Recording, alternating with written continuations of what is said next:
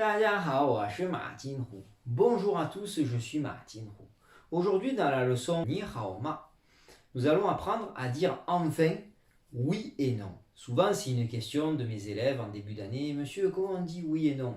Difficile, je leur dis, c'est pas comme toutes les autres langues. Vous avez vraiment un mot pour dire oui et vraiment un mot pour dire non.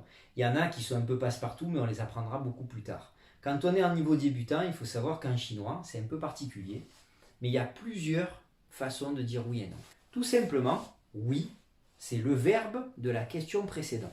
Et non, c'est la négation pou, que vous connaissez déjà. Déjà, pou tout seul peut vouloir dire non, mais c'est une abréviation.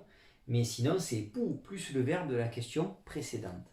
Si vous ne connaissez toujours pas le caractère pou, je vous renvoie bien sûr à la vidéo sur pou, BU, 4e ton, et connaître l'étymologie, l'histoire de ce caractère.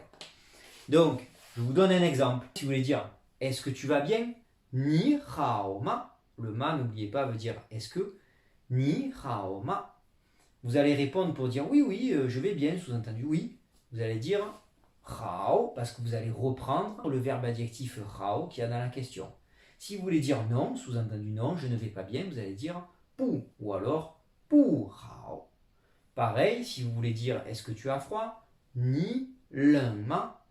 Ni leng ma, ou alors ni leng pou leng. Vous voyez qu'à l'intérieur, il y a la réponse. Il y a leng, si vous l'utilisez tout seul, leng, ça veut dire oui. Et si vous dites pou leng, ça veut dire non. Qu'est-ce que ça veut dire? Ça veut dire qu'en chinois, il y a autant de oui et de non que de verbes ou de verbes adjectifs. Pour l'instant, nous n'avons appris que des verbes, sauf pour ceux qui ont vu la leçon sur les noms et prénoms, on a vu tiao et xing. Si vous voulez dire, par exemple, si vous voulez demander est-ce que tu t'appelles Michel, ni tiao Michel ma. Ben, si vous voulez dire oui, je m'appelle Michel, tiao. Si vous voulez dire non, pu tiao. Est-ce que tu te nommes Ma, mon nom de famille Ma, ni xing ma, pu xing ma, ou ni xing ma ma. Vous voyez que ça fait deux ma parce qu'il y en a un c'est mon nom de famille et l'autre ça veut dire est-ce que. Donc vous allez dire xing, si oui, oui, je me nomme Ma, pu xing. Ça veut dire non, je me nomme pas Ma.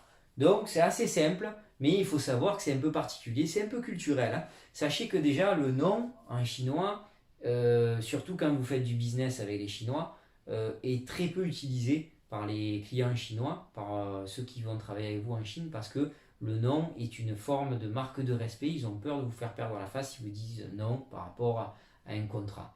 Ils vont vous dire peut-être oui, oui, mais c'est pas un oui irrespectueux. Nous, on va penser qu'ils nous ont menti, qu'ils sont hypocrites. En fait, c'est un oui qui veut dire oui, peut-être. Donc c'est pour ça que c'est très long les négociations en Chine quand on fait vraiment des négociations avec les Chinois. C'est en plusieurs fois, il faut discuter, s'offrir des petits cadeaux, aller au restaurant, se payer des restaurants, bien discuter avec les Chinois. Et ne pensez pas que dès qu'il va vous dire oui au premier coup, ça va être un oui définitif. C'est pour ça que vous avez plusieurs façons de dire oui et non aussi. C'est un peu culturel parce qu'on utilise le verbe de la question ou de l'action précédente. Voilà, j'espère que vous avez bien compris. Plus tard, quand votre niveau augmentera, je ferai des vidéos sur d'autres façons de dire oui et non. Mais pour l'instant, retenez ça. Je vous remercie et je vous dis à bientôt pour d'autres vidéos. 谢谢，再见. À bientôt sur ma chaîne et n'oubliez pas de partager et de liker.